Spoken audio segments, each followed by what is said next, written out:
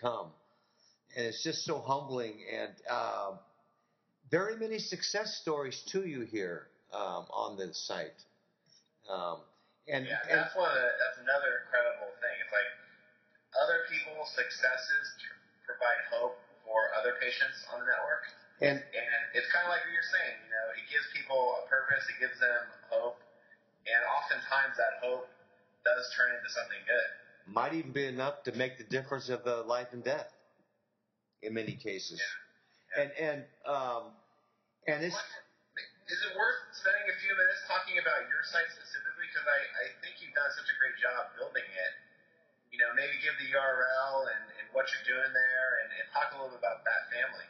Well, my website address is American Ataxia Networking .ning.com. And I started it with one patient. I started reaching out and contacting people who had ataxia through Facebook to begin with. And people started to see what I did. I started applying information. I started putting videos up of information of ataxia, started putting information, technical information. But, you know, you find out after a while, everybody kind of knows what the disease is. And then it gets more into interesting things, fundraising, people going out trying to connect other people. One of the other things that we try to encourage is for people to start support groups in areas that don't have it.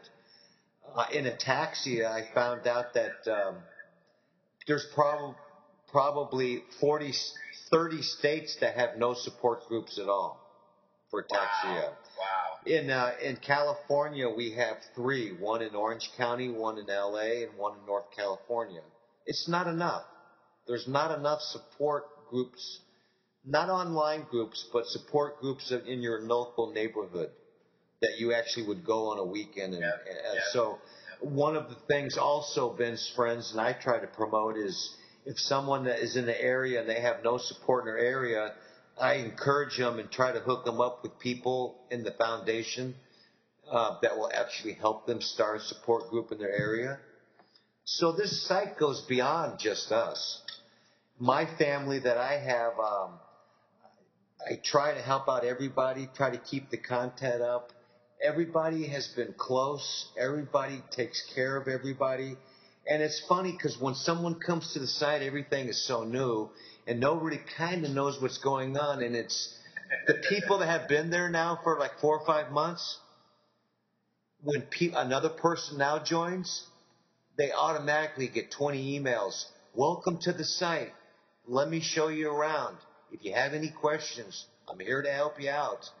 And they get bombarded with all the support from the other members, not me, from other members. And since ataxia has many different types of forms of ataxia, there must be, I think, 200 different types of forms of ataxia. Yeah, there's SACA1 through 12, and in each SA1, it splinters off to 10 different groups within that site. So someone might come on to my group and says, I have SCA2 type ataxia. Well, everybody that has SCA2 will go, I do too. And they'll write them, and then they start. That's cool. And they started doing subgroups because we've seen that on some of the other networks. They do like on the trigeminal neuralgia network, they do a couple different subgroups, and it's really powerful. I've also been a cancer survivor, so I actually started a subgroup, and my ataxia group is for anybody that's also been a cancer survivor. We also support that in my group too. So yeah, we do splinter off groups in mine.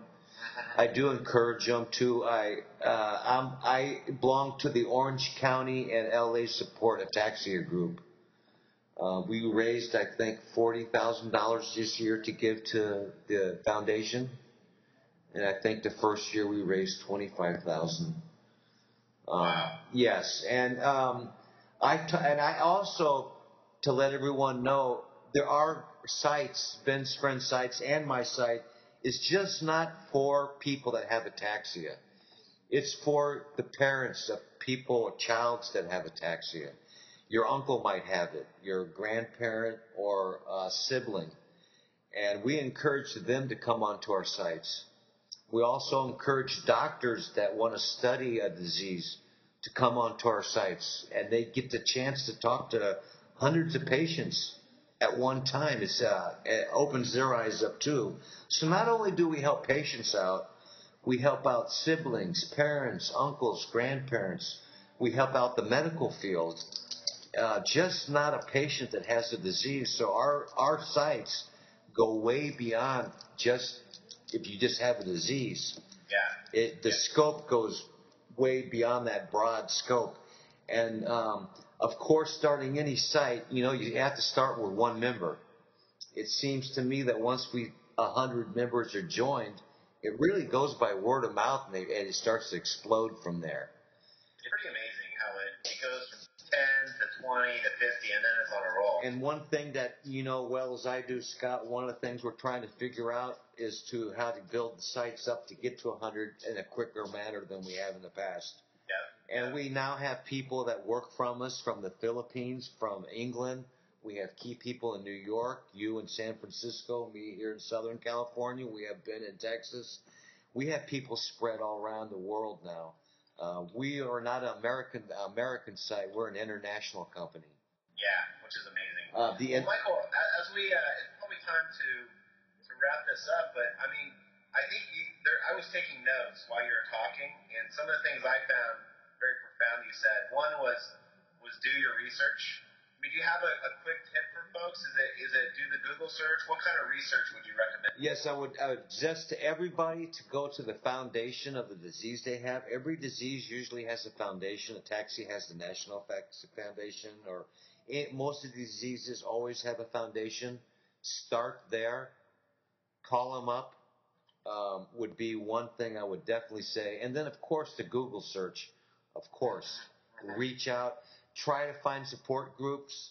Try to find, when you write to your foundation, ask them. They usually have a list of any support groups in your state, and they can hook you up with the person that leads that support group. So I would definitely recommend that be the first thing I would do. Of course, you should be under doctor's cares. Of course, hopefully you're under doctor's care. One last note before, Scott, everybody. One thing we're trying to do is not everybody's fortunate and has insurance or is gifted or has every resource available to them. And one of my prayers that I've always asked for, and one thing I've always tried to do is, and one thing I know we'll try to do is find a way to supply people with wheelchairs, walkers, or canes, or medical things for people that can't afford it. And that's... I love that, and I want to make that happen too. It's something we've been working on behind this. Probably not, we haven't spent enough time on it, but I totally agree with that goal, Michael. I just want to welcome anybody that wants to come to our sites, and if anybody wants to, please join my site. And when you do, anyone that comes to my site, the first thing they get is my welcome and a friend request. I'd love to talk to anybody. We're there to help. Any questions I'll try to get the answer. If I don't have the answer, I'll go find the answer. We're there to help everybody. So, Scott, it was a pleasure talking to you today. It was a pleasure, Michael. Let me just remind the audience that you can find Michael's site at American Ataxia Networking.ning.com, or just punch into Google American Ataxia Networking. It'll be like the first result. It's very easy to find through Google. And Michael, thank you so much. And as we said, and Michael talked about a little bit, that Michael's site is part of the Bensfriends Network. If you go to Bensfriends.org, you'll find a list of 25 communities like American Ataxia Networking for people with rare conditions.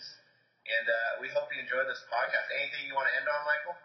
Scott, I love you, brother. Thank you for this talk. I know we'll be in touch every week.